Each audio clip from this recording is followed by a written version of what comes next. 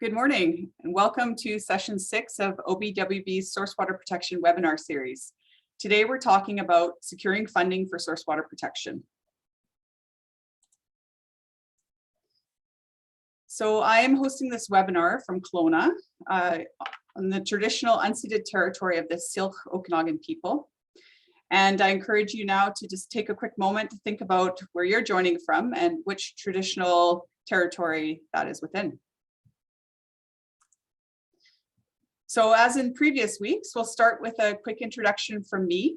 And then today we get to hear from a municipal stormwater management specialist and a director of a conservation organization. So two excellent speakers coming up today. And then we will end with a Q&A session. So as a reminder, these webinars are recorded and they are posted pretty much immediately on the sourcewaterprotectiontoolkit.ca website. And they will be there for the foreseeable future. So we're hoping to have a great library of resources available for people. These also have been approved for training credits. So if you're part of PIBC or EOCP, you can get some training credits for attending these webinars. And I'd also encourage you to use the Q&A anytime during the webinar to submit your questions. We will have a Q&A at the end, like I said, but it's still fine when they come to mind just to type those in there so that we can get to them at the end of the webinar. Huge thank you, as I do every week, to all of the amazing people that were involved in this project and helped write the toolkit and put these webinars together. So we had a 45-member technical advisory committee from a bunch of different organizations that helped develop the content for the toolkit. Funding was provided by the Ministry of Municipal Affairs, Interior Health Authority, City of Kelowna, City of West Kelowna, and the OBWB, and most recently through the Healthy Watershed initiative, which I think you'll hear about today from Neil in his presentation. Heather Lorette and her team at Lorette Aquatic Consulting helped write the toolkit, and Casey Moran's been helping coordinate the webinars. So thank you very much to everybody and to the funders. So next week, we will be talking about protecting and restoring watersheds and aquifers to improve water quality. So focusing on natural asset management and green infrastructure. And we've got 3 speakers, Chris LaRose, Kendra Norwood, and Dawn Ford joining us next week. So hope you can make it. And then after that, we've just got 3 webinars left. So the December 8th and 15th will focus on data collection, mapping, monitoring, and reporting. And then, like I mentioned last week, we're adding an additional 10th webinar in January that'll focus on Syilx perspectives and relationships with water. So in case this is your first webinar with us, here's the Source Water Protection Toolkit. So it's essentially 3 parts. The first one clarifies the source protection planning process and is really directed to water suppliers. It boils it down to 5 steps. The second part is the tools, and these webinars are focused on each of these tools. And then the third part is just this hefty addendum of additional info and resources, and really dives into some of the topics that are in part 1 and 2, but that we didn't want to weigh down in those first parts of the toolkit. Everything in the toolkit has been transferred to a website, sourcewaterprotectiontoolkit.ca. And this just shows you how the contents of the toolkit link to the source protection planning process. So your source protection plan has your assessment and your response plan, and delivering that response plan involves using these tools in the toolkit. And then on the far right, it shows you which sessions of the webinars address each of these tools. So today we're focusing on tool 2, which is funding. So in that section, we talk about 7 different ways to obtain or generate funds to fund source protection long-term. And the first one, create a source protection fund, is what Brianne is here to talk about today, the stormwater utility that she helped develop and coordinate for the City of Victoria. The second one, collaborate to tap into funds and other resources with multi-purpose projects. That's what Neil's here to talk about today. So from a conservation group perspective, how can local governments work with different organizations to do projects that maybe the main goal is habitat restoration, for example, or habitat protection, but the ancillary goal could be source water protection or the indirect benefits. So how can you collaborate with other groups to tap into funds that maybe aren't readily available to local governments? And then the final 5 funding mechanisms, just visit the toolkit to learn about those. So I'd like to welcome our panelists. Brianne is the stormwater management specialist at the City of Victoria. So she is responsible for coordinating the first stormwater utility in the capital region and is focused on improving stormwater quality and improving urban watershed health using green infrastructure and other solutions. And Neil is the Director of Conservation Stewardship with the BC Wildlife Federation. He works with communities across BC to raise awareness about the importance of wetlands and build capacity of individuals to better conserve these important ecosystems. So welcome to our panelists. And first we will start off with Brianne.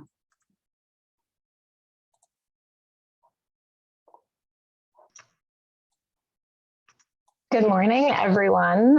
Thanks so much for that great welcome, Kelly. And I'm really excited to be here today from Victoria, the homelands of the Songhees and Esquimalt people.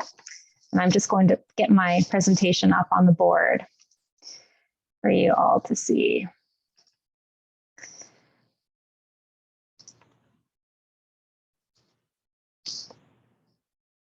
Okay. Can I get a thumbs up if everyone can see? Oops, let me just fix this. There we go. Yeah. It looks good. Yes. There we go. Is that good? Excellent. Okay. Okay. Perfect. So thanks so much. And again, this is the City of Victoria perspective on how we've approached funding our stormwater system and the source control activities that go along with that, as well as how we're looking to encourage and fund the implementation of green stormwater infrastructure.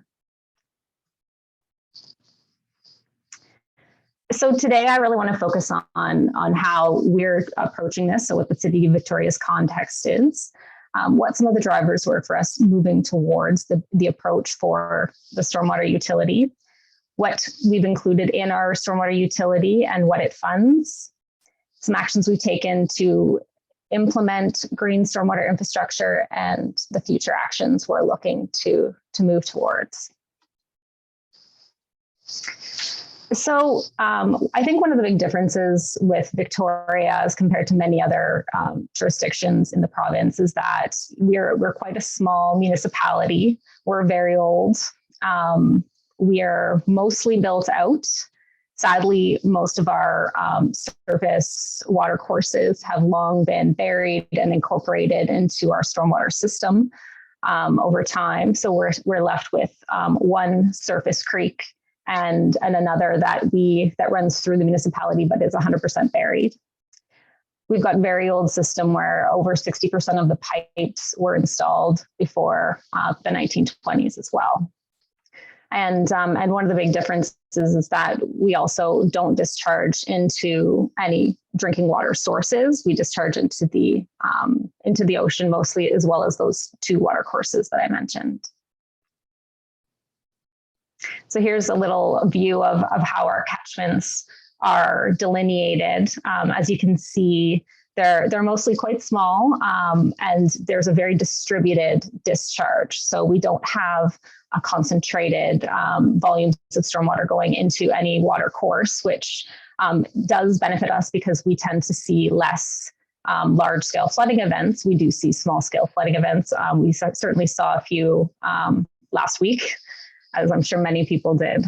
And again, there's our two water courses. So Cecilia Creek is about 400 meters of Daylit Creek, and the Bowker Creek, which runs through two other municipalities as well as Victoria. The sections in Victoria are underground, however. So the city has stormwater management commitments through the Core Area Liquid Waste Management Plan, and we are committed to reducing contaminant levels in our stormwater discharges that are going into the shorelines and harbor. We do annual stormwater monitoring to determine what are the contaminants of concern and what levels of fecal coliforms that we have, and that helps us to drive what projects we should be doing to improve stormwater quality. And we tend to use upstream investigations to find out areas where we need to focus our efforts on. And the common contaminants that we see exceedances for are lead, copper, zinc, and mercury. So moving to our stormwater utility. This is something that the city had been contemplating probably for about 10 years before we actually made the move forward to start implementation and development and implementation. So we had seen this flagged by a number of different organizations as a best practice. For example, the Federation of Canadian Municipalities. In 2010, the UVic Environmental Law Center and the Polis Project released a document called Peeling Back the Pavement, Reinventing Rainwater Management. And that was really highlighting actions that municipalities can take to improve stormwater quality and watershed health. And this was an action identified there. The city has endorsed a document called the Bowker Creek Blueprint, which is a restoration guide, a 100-year action plan, actually, for the Bowker Creek watershed. And again, this is another short-term action that was recommended in this plan.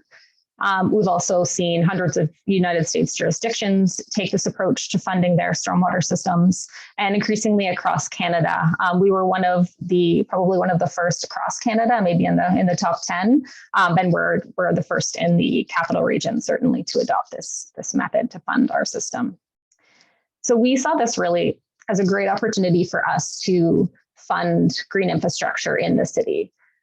We wanted to start looking at what are our opportunities for climate change adaptation, for low carbon resilience. We also saw this as a great opportunity to start those conversations with residents. What is stormwater? Why should we be concerned? And what are things that you can do on your property to help reduce the impact of stormwater on the system and the receiving environment? We wanted to find some opportunities to incentivize green infrastructure. And also, this is for us a new tool to help improve stormwater quality, because we've consistently seen high rate of discharges over the past 30 years of sampling that's been done. So internally, the financial drivers that we saw at the city here is that it was a consistent approach to funding underground utilities with how we're already funding our sanitary sewer and our drinking water utilities. This is also a stable funding source. Previously, all of our stormwater funds came from property taxes and general revenue. In this case, this allows us to be able to have a stable, separate funding mechanism for our stormwater system, and allows us to create a reserve to have that available for projects should it be needed. And one of the other big changes is that this is now a charge that's relative to the impacts a property has on the stormwater system. Whereas in the past, we're funding based on what a property's value is, which really has no connection to what you're doing on your property or what you're sending into the stormwater system. So here's the short snapshot. And I will say that the stormwater utility was developed with many hours of work from many people, internal at the city and external working groups and consultation. But the short story here is that we adopted the utility in 2015 and our first bills were sent out in 2016. This was a revenue neutral shift for us, meaning that we did not bring in any large rate increases as a component of the utility. We're now using a user pay approach for the system, so representative to the impact on the system for services. All properties now contribute, which for properties that are property tax exempt or don't contribute through other methods, that they essentially were getting a bit of a free ride on the costs of stormwater. We build to about 15,000 properties annually, and we also offer what we call our rainwater rewards, incentives for green infrastructure. So the high view of what our fee structure looks like is here, and it is slightly more complex than many other jurisdictions have taken the approach for. So we have the fee broken down into multiple factors, we like to call them. So the first factor is the impervious area component. And so we've used building plans and orthophotos to assess the impervious areas on a property, and they're charged a rate per square meter of impervious area. We charge a dollar amount for length of frontage for our street cleaning services as well. Street cleaning is a large component of how we can keep contaminants out of the stormwater system from the road system there. And the intensity use is a fee for parcel based on the property use code. We've broken it down into low density residential, multifamily, civic and institutional, and commercial industrial. And so depending on the property type, there's a different fee. And our codes of practice program, and that's through our stormwater quality bylaw. We've developed codes of practice that apply to certain different industries, and they're required to comply to reduce contaminants entering our system. So the majority of the fees generated through the stormwater utility are funding our gray infrastructure. As I mentioned, we've got a quite old system, lots of very old pipes in poor repair. And that's part of the reason why we put the majority of the funds towards those projects and our capital projects. We also fund operation and maintenance, so repairs, inspections, and installations of services. And all of this is informed by our stormwater master plan. And the last iteration was completed in 2014 after several years of development. And so that was done prior to the adoption of the stormwater utility. And so in short, we have almost 260 kilometers of pipes, many manholes. We have 5 stormwater rehabilitation units and 76 outfalls into various locations along the shoreline.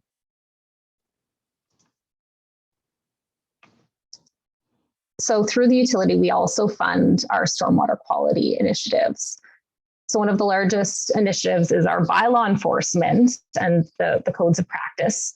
We register properties that fall under these different categories, and they're required to comply with stormwater quality actions to reduce impacts, whether it be treatment prior to discharging into the stormwater system, having spill response kits on hand and reporting spills, those types of things. We also have our street cleaning program, which around this time of year, I'm told we collect about 10 tons of debris off the streets every day, which is a lot of materials to keep out of our stormwater discharges, and also our catch basin cleaning along the streets. And we also have been funding our rain garden and green infrastructure construction and maintenance. So I wanted to move into our approach to green stormwater infrastructure, but I also wanted to maybe take a step back and just highlight what our definition of green infrastructure is here at the city. So as I mentioned, we're a fairly small municipality, quite constrained, very developed. We don't have open spaces for wetlands, for large forested areas, sadly. So our focus on green infrastructure falls on this great diagram from Ontario follows more under the low impact development definition. So we are looking at enhanced assets and engineered assets. So rain gardens, green roofs, bioswales, urban trees and tree trenches, permeable pavement, cisterns, infiltration trenches, those types of things are what we're focusing on.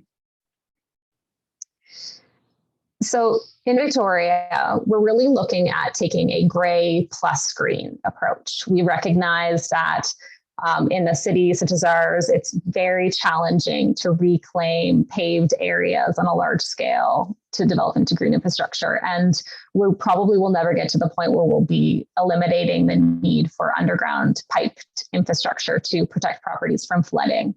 And so the approach we're taking is looking at what we can do on the surface that can help mitigate the impacts in the pipes downstream. And so we're looking at really a bit of a small scale incremental approach to implementation. And often this is an opportunistic approach as well, where we're finding opportunities in redevelopments or in infrastructure projects where we can take back some of that hard surface for green infrastructure. Our target storm event that we're looking to manage is 32 millimeters in 24 hours. And for us, that's about 90% of our mean annual rainfall. It's targeted at our water quality improvement amount. So we're not looking to capture the really large storm events like we saw last week. We're looking at how do we capture the most frequent storm events that are causing the most impact. And so we're also wanting to make sure we're using a multifunctional approach to managing stormwater, but to also meet various goals that we've identified throughout the city, such as watershed protection, urban forest goals, increasing biodiversity, improving the livability of our public realm, achieving climate adaptation goals, and taking advantage of using these types of systems for traffic calming and complete streets. So we focused in 3 different areas for green infrastructure implementation. The first is our city projects. And often this is done in collaboration with other departments. For example, our transportation group has been undertaking a lot of bike lane projects and traffic calming, where we've found opportunities to integrate rainwater management.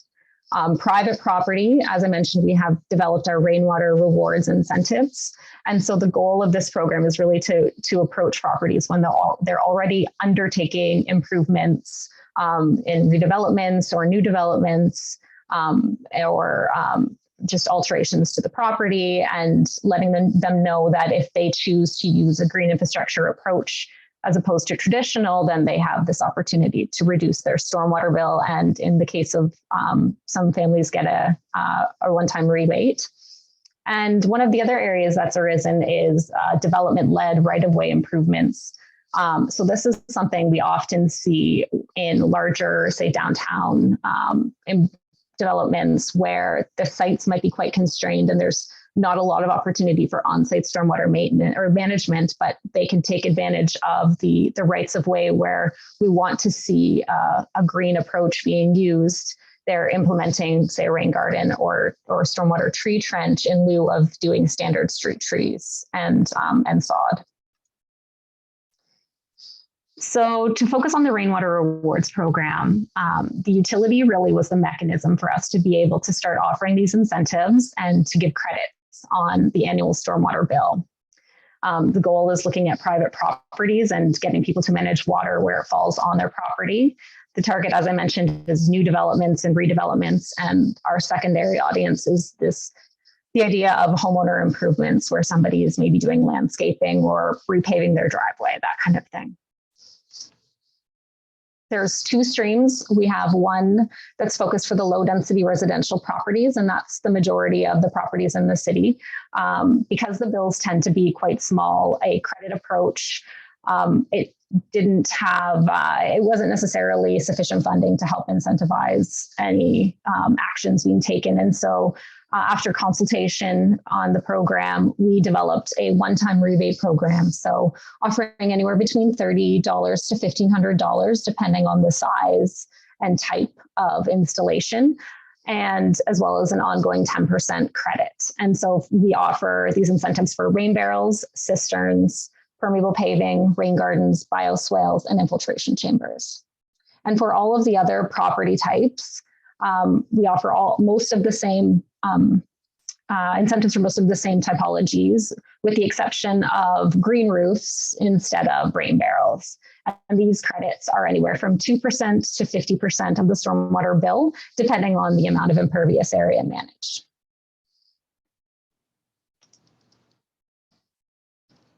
So the program requirements are that the installations must meet our rainwater management standards, and we've got step-by-step instructions for both do-it-yourself or for handy homeowners, or for the professionals. We've got a professional standards edition.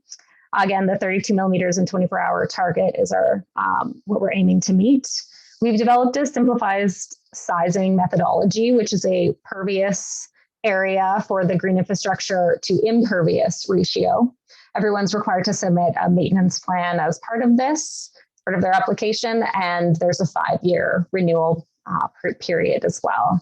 And we have lots of resources helping to identify what's the best fit for your site. And that's one of the approaches we really wanted to take, was to not be prescriptive and instead recognize that when you're installing green infrastructure and other low impact development type systems, that it's really a site specific approach that needs to be taken.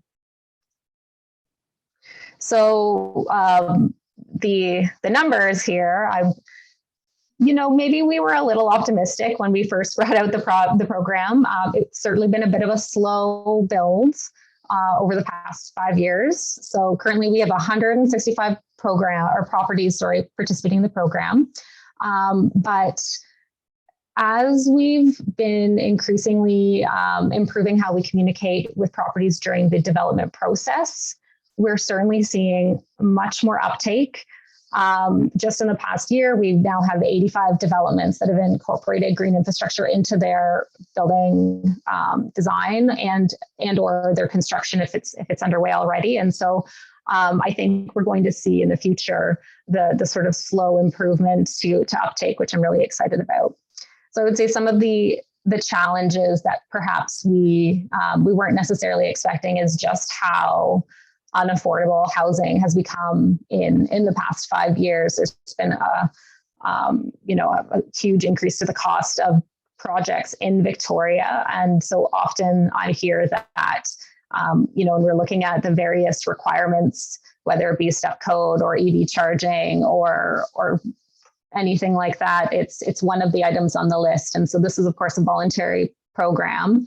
And I will say the incentives aren't necessarily enough to offset the entire cost.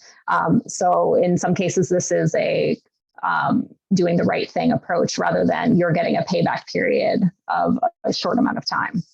But I will say the good news story that we've seen is that we're often seeing developments, they offer to do these right-of-way improvements and incorporate rain gardens into the rights-of-ways at their cost, and the city takes ownership in lieu of doing on-site systems when they are constrained for space. And so the future actions we're looking towards are an update to our stormwater master plan. And this is something where we're really wanting to take more of an integrated rainwater management approach versus a stormwater pipe master plan. And so we're going to be looking for opportunities to incorporate watershed stewardship and restoration. And we're also going to be looking at how we can incorporate more of a stormwater catchment-based approach to managing stormwater quality.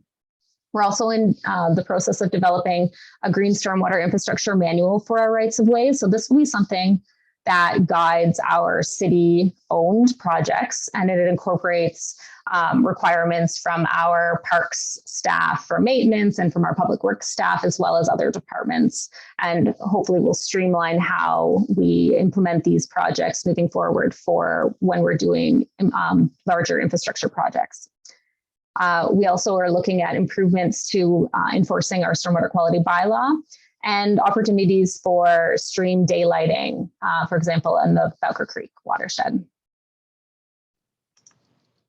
So I want to say thank you all for the opportunity today. Here's my contact information. I'm happy to answer any questions, and I'll pass it back to Kelly and let you move on to Neil.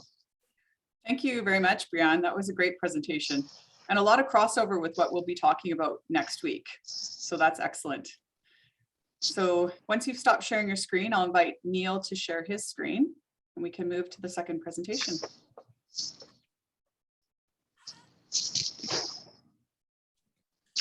Great, thank you very much. I'll start sharing my screen. Hello, everybody. Nice to see some familiar faces as participants here. And let me know when you see, okay, there we go. How's that look? Looks great, Neil. Thank you. Okay, great. Well, thanks very much. And thanks, Brianne, for your presentation. That was fantastic, really interesting. So I guess I'll probably be speaking more about those areas where wetlands can still be built, from a highly developed area in Victoria to more of the other parts of BC where there might still be some opportunity. I've dropped in here just a bit of an overview of the presentation today. Originally, when I spoke to the team preparing this speaker series, I was approached about helping with a grant writer. Well, I think I've done grant writing presentations before, and certainly those that are interested in that There might be one online, or you can come approach me afterwards about that. But I've adapted a different presentation for today, and I'm looking forward to conversations afterwards. And for me, I thought that maybe for the audience today, that a value would be to talk about how to work with multiple agencies and organizations to protect source water, and I'll get into the reasons and rationale on that. So instead of necessarily just accessing funding directly, what are some of the leveraging tools by working with other partners and organizations?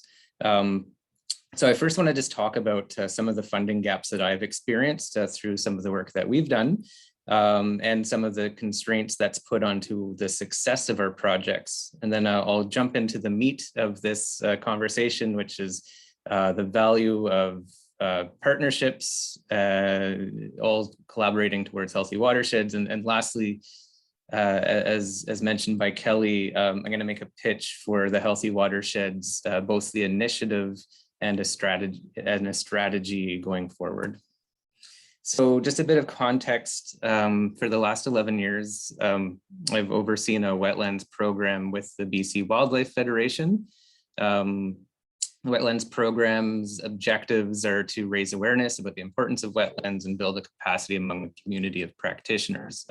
We've had a number of municipal staff come to some of these events to build tools for their own use and application within their own municipalities and their work area of practice.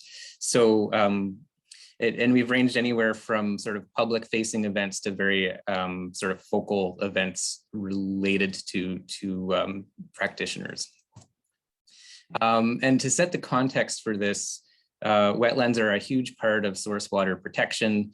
Just a few snapshots of where we've lost a lot of our wetlands in sort of the municipal lens. Here we have the Okanagan, and you can see all the light pink is where there used to be floodplain habitat and wetland habitat, which have been converted for other uses. And so what's remaining in terms of wetland habitat is the dark purple, which on this screen is quite low. So we've lost about 95% of some of our core wetland areas in developed areas of the province. And here's an example definitely relevant and germane to recent events. The light blue is where wetlands used to be in the lower mainland. It's Vancouver to, on the right-hand side is Hope, and then where they are today. So we've removed a lot of these natural functioning systems that provide a number of benefits. BC Wildlife Federation's history is related to hunting and angling and fish and game clubs around the province, and still continues to represent that contingency of British Columbians. A key objective of hunting and angling, and as well as being a conservation organization, is to ensure that there's healthy ecosystems and lots of wildlife still on the landscape. And so from our perspective, protecting and conserving wetlands is really wildlife focused, and ensuring that there's healthy ecosystems for these species.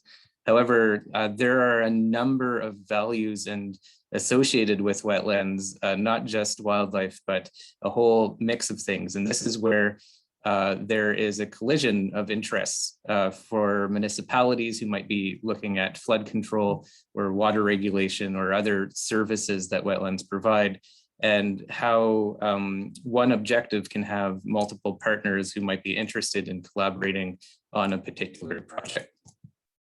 I also threw this in here. This came out in 2018. It was interesting to see the Insurance Bureau of Canada, who is not necessarily what I'd say a regular participant in wetland conservation, putting out a call for urgent action to protect the remaining wetlands in North America. So this hopefully sets the context of the value here. And lastly, what I see in terms of the role of local government, I think that they do have a role to play when it comes to wetlands within their jurisdictions.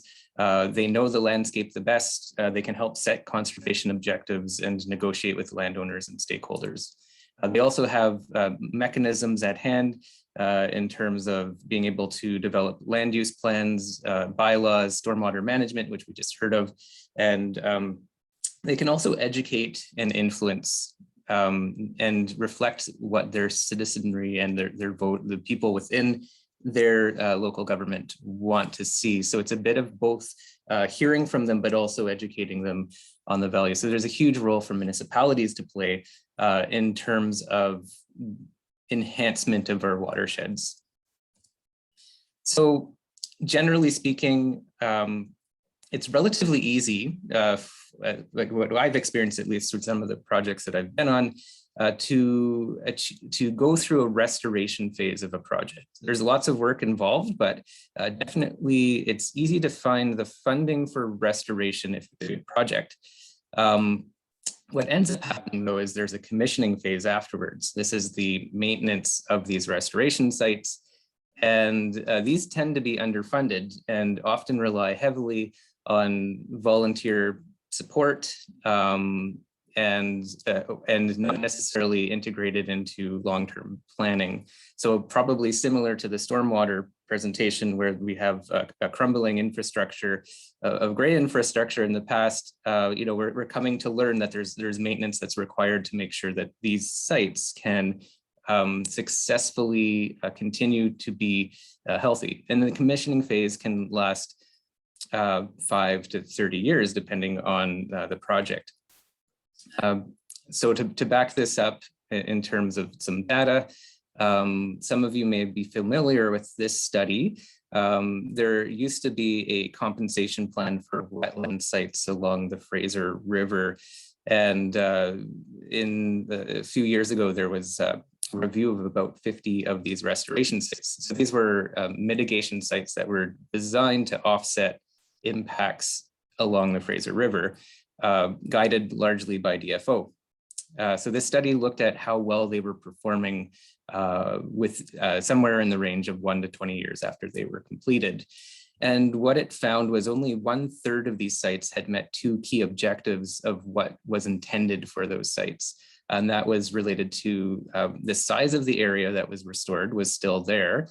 Some of these sites had been washed away by erosion over time. And then the other thing was that they would have an appropriate native plant composition relative to other sites that would have been considered natural in the area.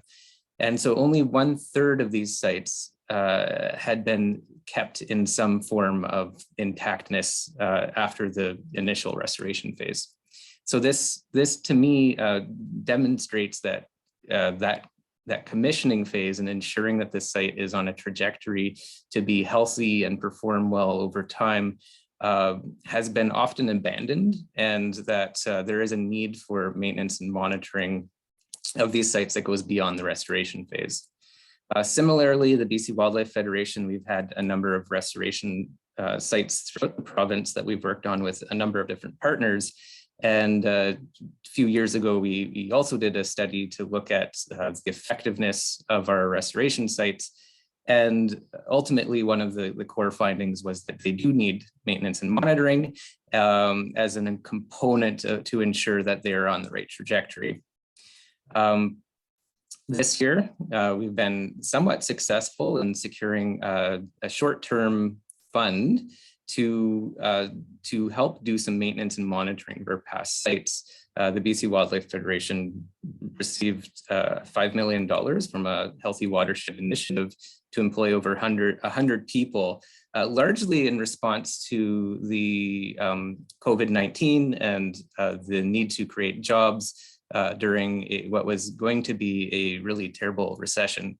So the premise of this was a job creator. And as soon as we knew we had to employ 100 people, I reached out to a number of different partnering organizations who could help oversee these 100 people and put them to work, knowing that they had the same needs in terms of maintenance and monitoring of sites that they might be overseeing. So I've listed the partners here in Logo, but as part of this process, we had also collaborated with local government, First Nations, regional governments, and all sorts of people to oversee this work. It's been a tremendous year this year, but that funding is coming to an end at the end of this year. And the question is there still an appetite to support these types of initiatives going forward? All right, so I'm going to switch to, that was the, the issue, the value of collaboration. Why do we collaborate? There's a whole number of reasons. I made this really simple graph in terms of what I've heard from a number of other great speakers in the past is when you think of a drop of water and how many jurisdictions that drop of water goes through before it reaches the ocean can be tremendous. I've heard people speak of 13 or 14 different jurisdictions that drop of water has to pass before it reaches the ocean. And sure enough, there's a lot of legislation and a lot of people that have different land management boundaries. And it's important to recognize that we all need to be working in tandem to do the best for our ecosystems and watersheds. And really, when we're working at cross purposes, it's helping no one. So there's so many benefits related to this. I have a list here on the side. Improved situational awareness, knowing sort of where your blind spots are from your own organization, gaining buy-in from the various organizations involved, crossing your jurisdictional boundaries. So perhaps you are a municipality, but it's your adjacent neighbors who are the ones that need to be worked with. There's a lot to say about Indigenous reconciliation and the importance of involving First Nations whose traditional territories this is in, and really involving them early in the process. And then and just in terms of having a coordinated approach looks so much better to any potential funder who might be wanting to support this initiative as well. And lastly is a lot of our individual organizations on their own just don't have enough capacity to do these larger scale types of watershed initiatives. And by collaborating, we're able to add in a lot more expertise into the planning process.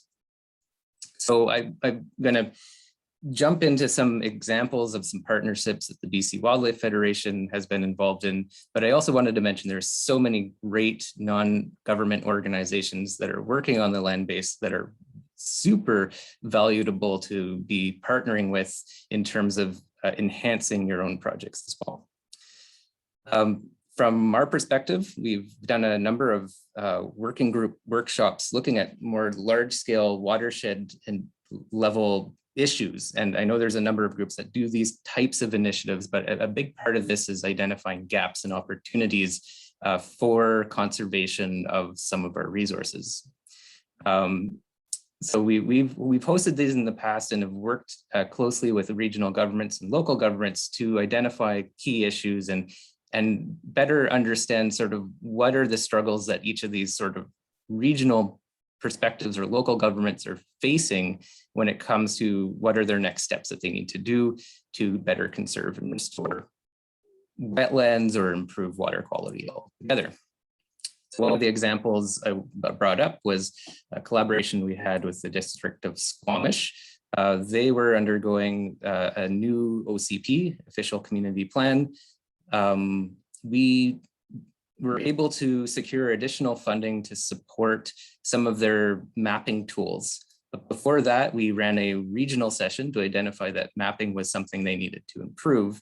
And the collaboration allowed us to top up some of the mapping and the products in terms of knowing where wetlands are within their district.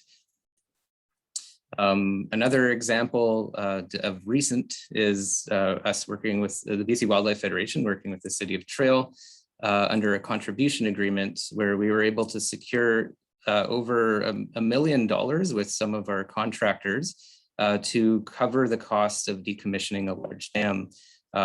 This greatly reduced the price, that price tag that the City of Trail was thinking they may need to flip the bill on in terms of being able to do the dam decommissioning work. There were safety issues downstream, and the decision was to remove this dam for those safety issues.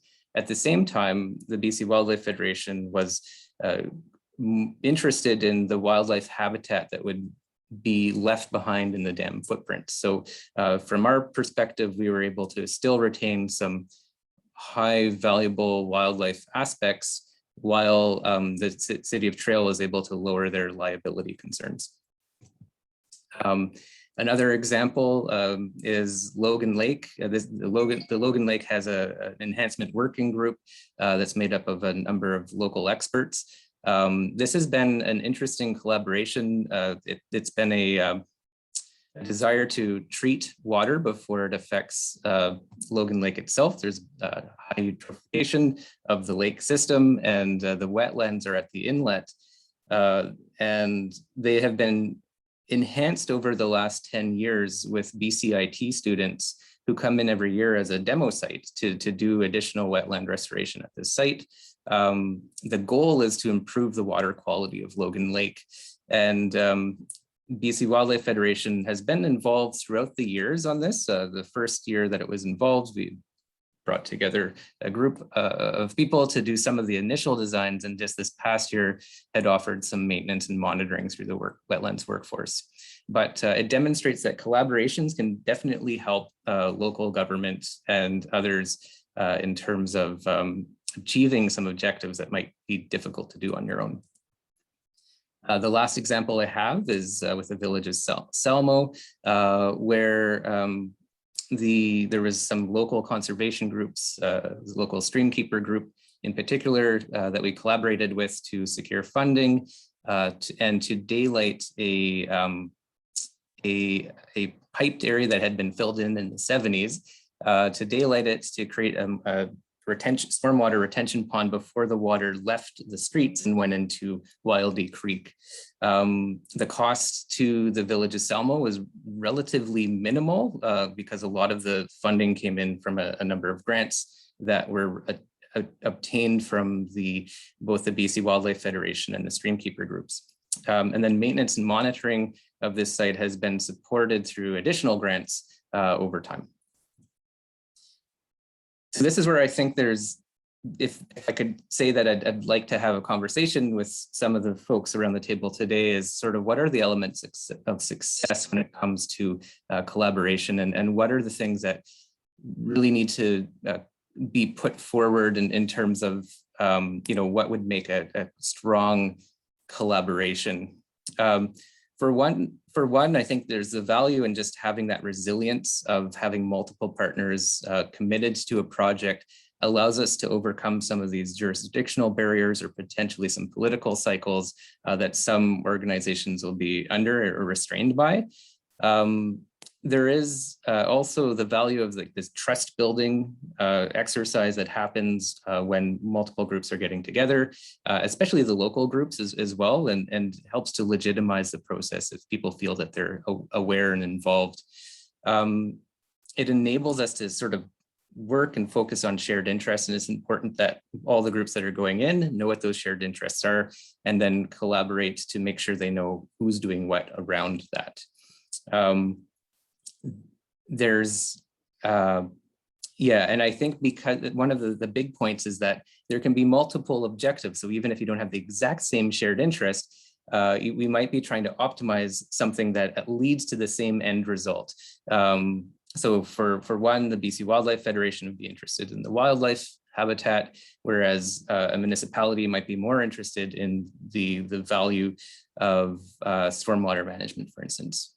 One of the mechanisms and tools that we use with a lot of municipalities, local governments, the province, is to undergo shared contribution agreements where we bring funding to the table and they bring funding to the table. And we use this to define our roles and expectations among the parties. So that's one of the tools I wanted to bring up that can be really valuable when setting out the course of a project. I did want to mention that this year, I mentioned that maintenance and monitoring is something that's really hard to fund long-term. And I think a lot of you have come here to learn how can we do this better.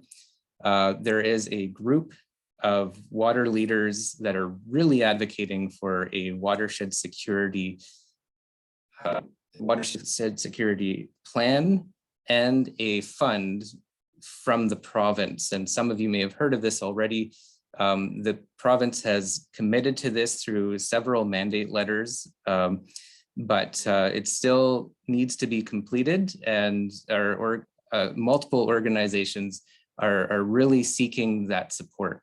So one of the things that the Watershed Security Coalition had funded this year was a study on the BC's watershed sector. Some of the high-level findings of this is that there's about within over a 10-year period, about a 30% return on investment within that fund. If in terms of the more you invest in the watershed security, there's benefits to our GDP. It's an interesting study that was put out by the Delphi group. I encourage you to look it up afterwards if you like. And my call to action to you today is to reach out to your local MLAs and let them know how important watershed security strategy and a fund would be to your own projects.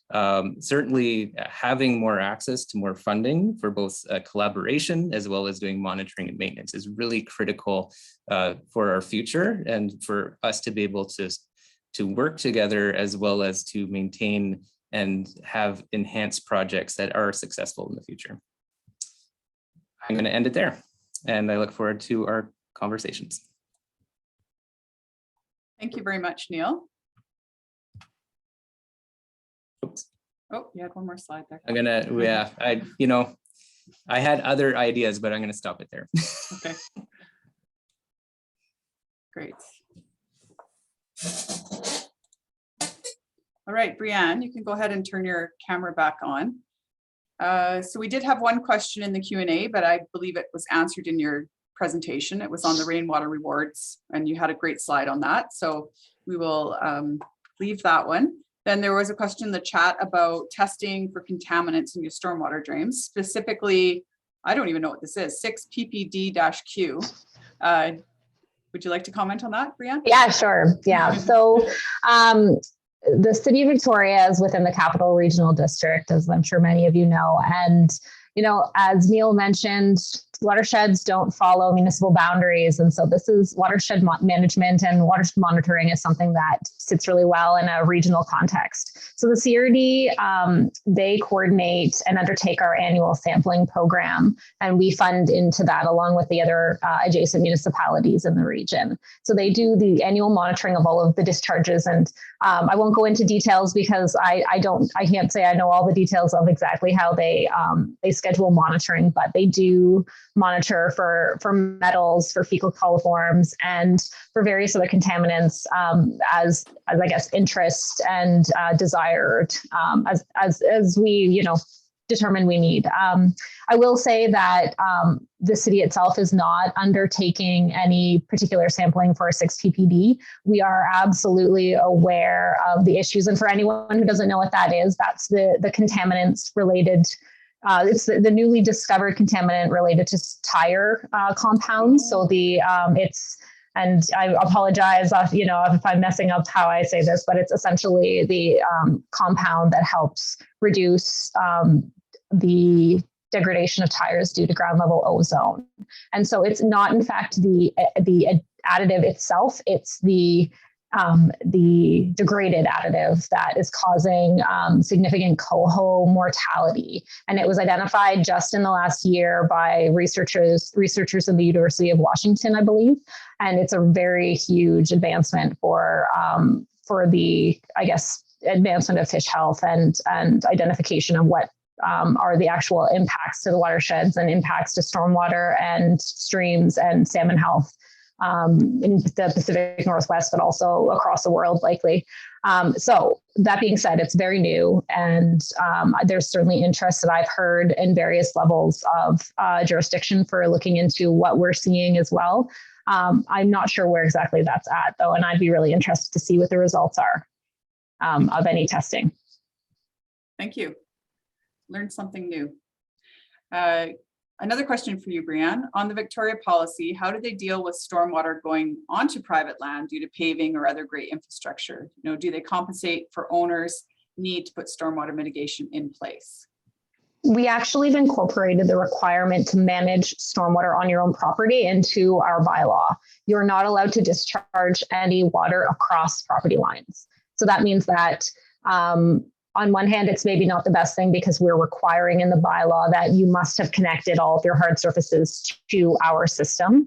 But I guess the caveat is that with our rainwater rewards program, we're demonstrating what actions can be taken in a way that likely will reduce the impact you'll have on your neighbors. So, for example, if you're putting a rain garden on your property, you're required to have an overflow so that if there's a rainfall event that exceeds the capacity of the system, it has a safe place to go and won't have a negative impact on your neighbors. I will say that there's always challenges, especially with high flows like we've seen in the last week.